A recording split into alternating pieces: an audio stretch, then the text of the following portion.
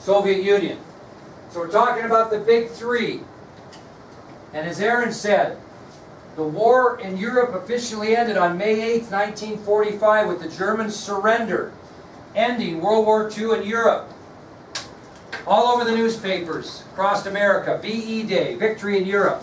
What people didn't know, that in February of 1945, 3 months prior to that, the three most powerful Allied leaders involved in World War II met at Yalta, a resort city in the Soviet Union. Those three leaders, President Franklin Roosevelt of the United States, Prime Minister Winston Churchill of Great Britain, and Soviet Premier Joseph Stalin, all met 3 months earlier, and the total topic of discussion at Yalta was what was going to be the fate of Europe after the German surrender, ending World War II in Europe.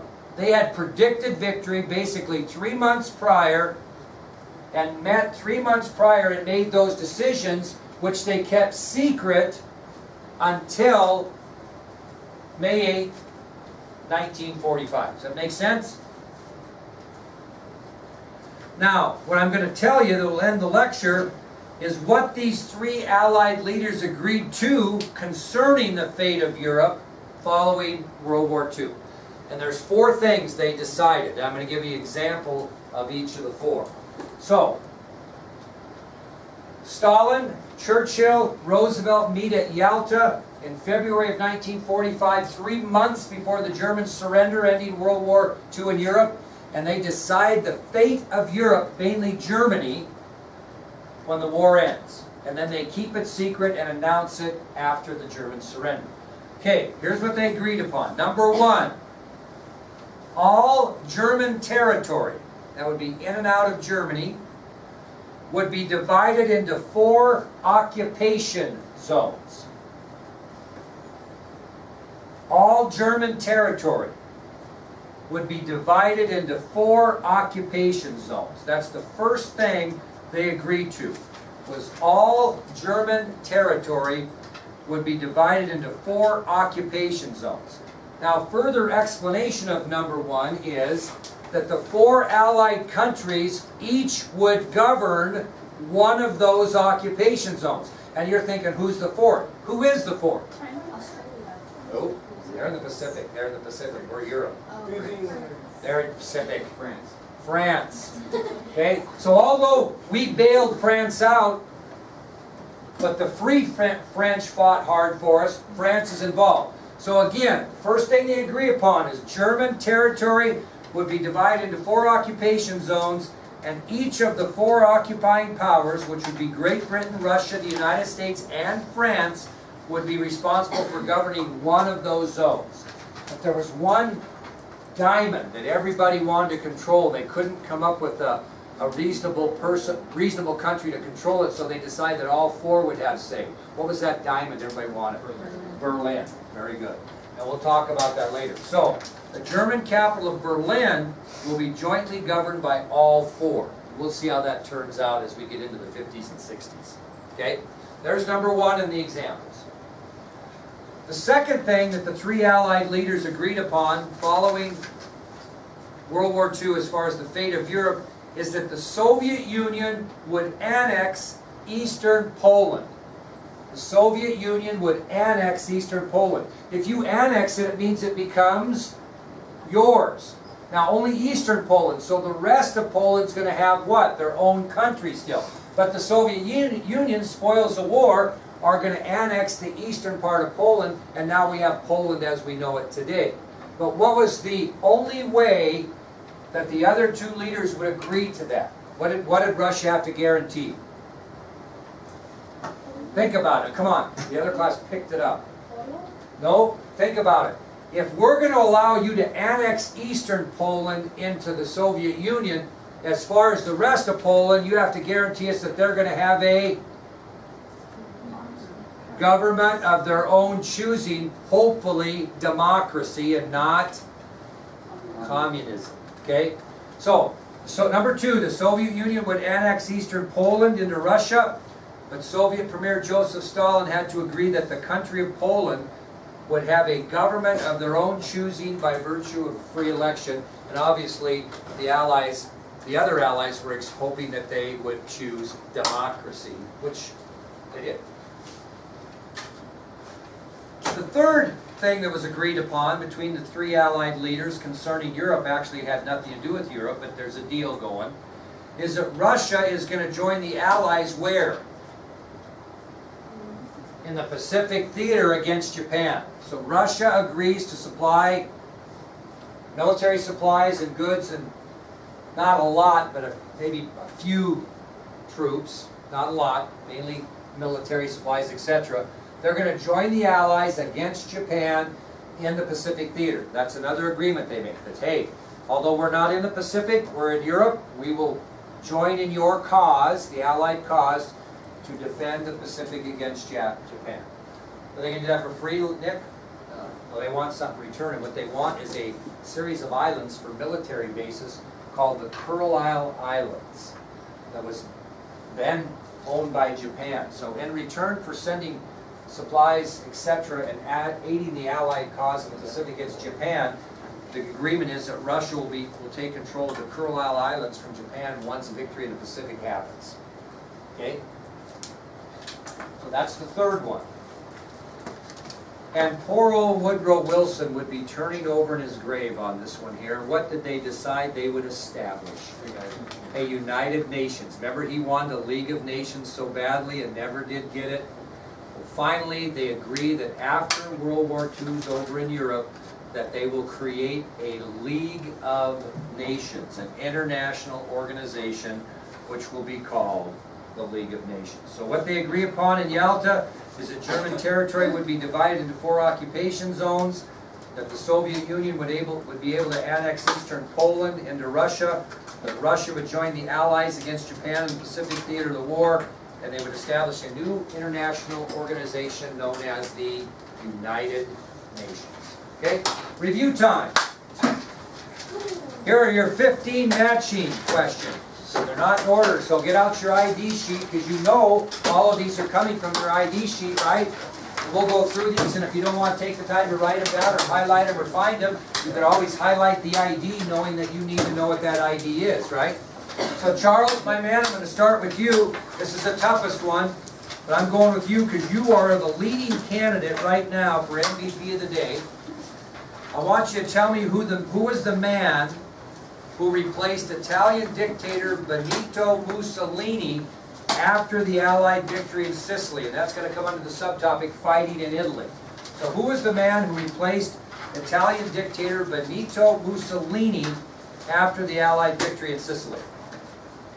Pietro It's pretty good. Pietro Badoglio. Whatever. I never have got that in 40 years, but you know that's the guy. And we're not going to make you spell it because it's going to be a matching. Thank you again for giving the gift that keeps on giving. Okay, Aaron, who was the British general who led his armies to a victory at the Battle of El Alamein, pushing the Axis powers into Egypt in June of 1942? Bernard Montgomery. I'll repeat that again. He was a British general who led his armies to a victory in the Battle of El Alamein, pushing the Axis powers into Egypt in June of 1942. Josh, who was the Japanese admiral who claimed victory in the Battle of the Coral Sea? Japanese admiral. Yamamoto. Yamamoto. Very good. Yamamoto. Elisa, my dear, along with Admiral Frank Fletcher, who was the man that led an American naval victory over the Japanese during the Battle of Midway? Raymond Spruance. Very good. Raymond Spruance. Raymond Spruance. Okay, Ryland. There were 2 sets of islands that the Japanese set their sights on during their attempted assault of Australia.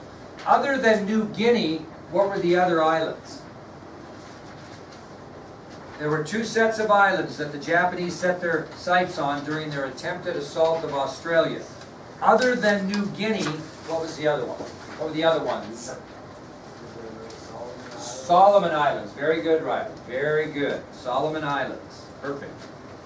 Rhiannon, my dear, what was the name of the air battle that stopped the Japanese advance on Australia on May 7th and 8th of 1942? The air battle that stopped the Japanese advance on Australia on May 7th and 8th of 1942. Battle of the Coral Sea. Very good. Battle of the Coral Sea. Khalil Mack. He didn't have much of a game last night, did he? No, not Really at all. small chap. Anyway, tell me this one there, Andy. Who was the American general who commanded an Allied victory over the Germans by capturing Naples, Italy? Very common name. American general who commanded an Allied victory over the Germans by capturing Naples, Italy. Mark Clark. Very good. Mark Clark. Nick.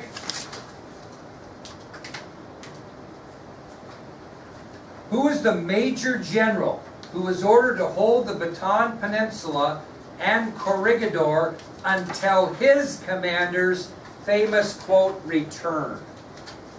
Who was the major general who was ordered to hold the Bataan Peninsula and Corregidor until his commander's famous return? Nope, that was the famous commander who was returning.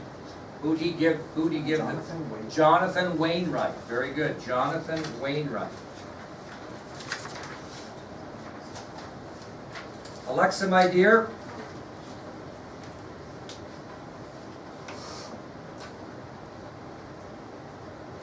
Who is the American general in charge of Allied forces in the Philippines who was ordered by President Roosevelt to Australia? Who gave charge to Jonathan Wainwright when he left? The American general in charge of Allied forces in the Philippines who was ordered by President Roosevelt to Australia and said, I shall return. Douglas MacArthur, very good. Naya, who is the American general who led the Allies to victory in Sicily that knocked the Italians out of the war? American general who led the Allied victory in Sicily, knocking the Italians out of the war. George Patton, very good. Emily, my dear.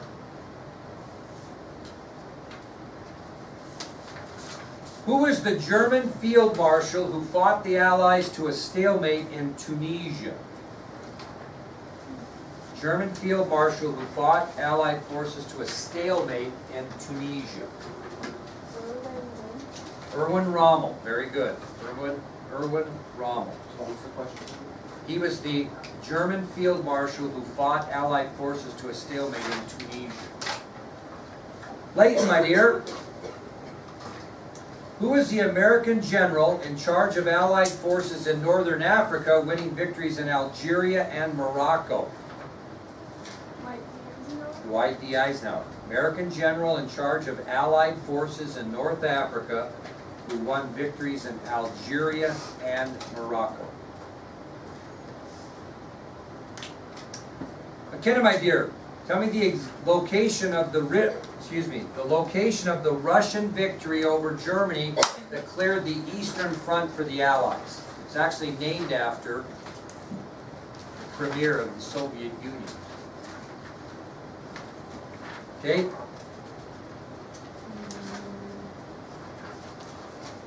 The location of a Russian victory over Germany clearing the Eastern Front for the Allies. Last ID on your sheet, my dear.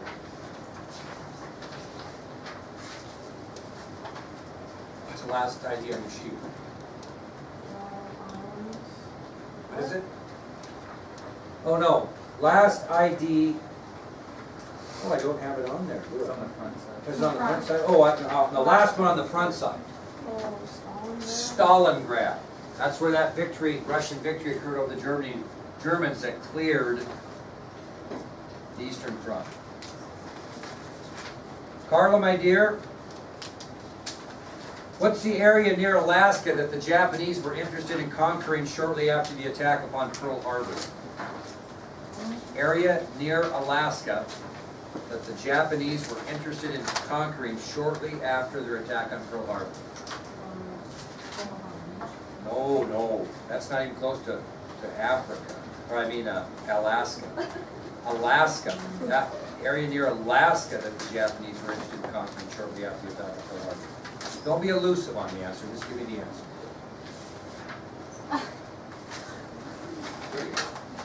Shortly after Pearl Harbor would have to be really early in your notes.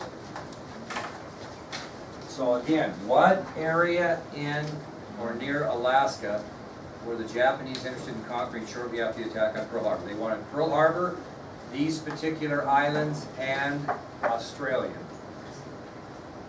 Don't be elusive, because it may be the Aleutian Islands.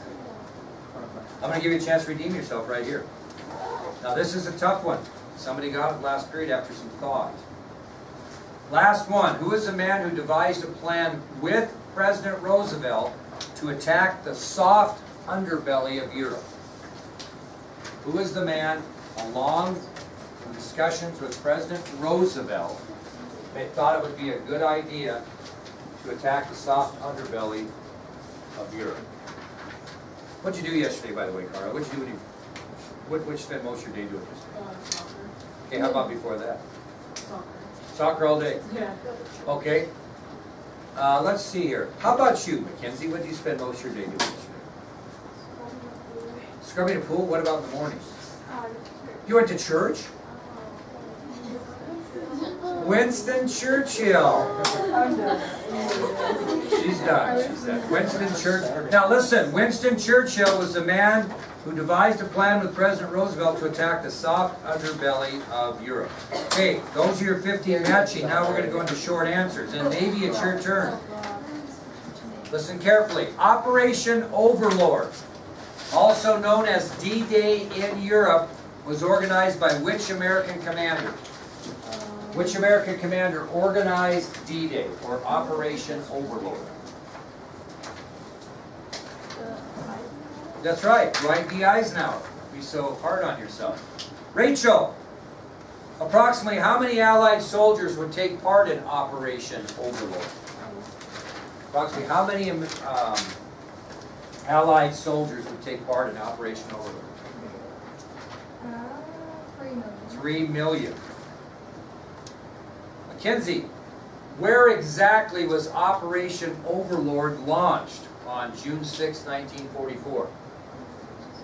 Beaches of Normandy. Very, very good. And Lily, which of the beaches along the northwestern coast of France, or Normandy, was most publicized for the Allied amphibious attack, which also was featured in the movie Saving Private Ryan? Omaha Beach. Very good. Laramie, who did President Roosevelt defeat in the election of 1944 for the presidency? Thomas E. Dewey. Thomas E. Dewey. Very good.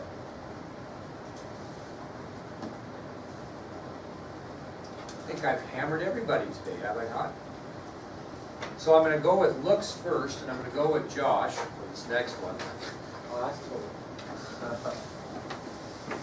After what major battle in Europe, Josh, did German morale completely collapse along with any resistance they had left to fight the war? In other words, what battle did they lose that totally destroyed them morally, so to speak, with their morale, and it gave them a lack of resistance to fight anymore? After what major battle in Europe did German morale completely collapse along with any resistance they had left to fight the war? They went on the offensive. Was it the Battle of the Bulge? Battle of the Bulge. Very good. Battle of the Bulge. Nick?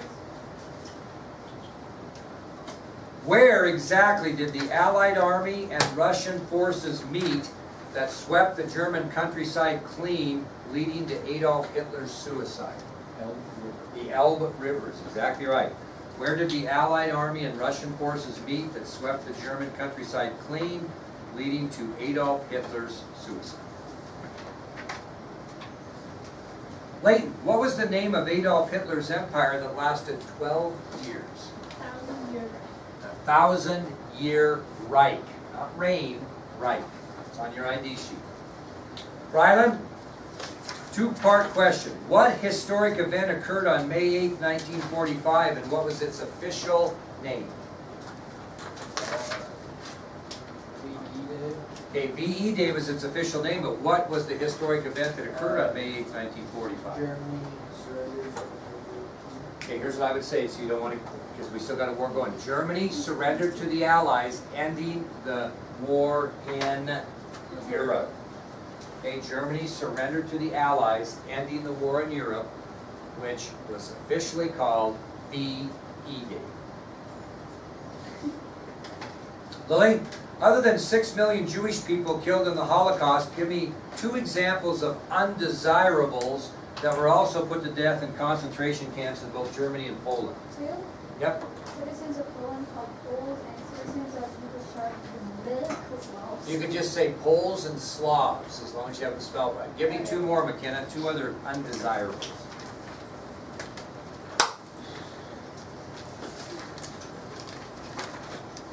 It would be possible that you could be one of these, but impossible you could be both.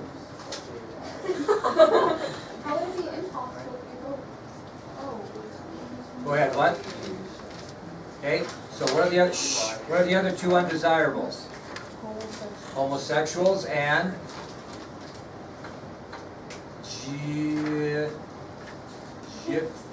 gypsies, okay? Gypsies and homosexuals. You'll need to know 2 of those. I just put gypsies.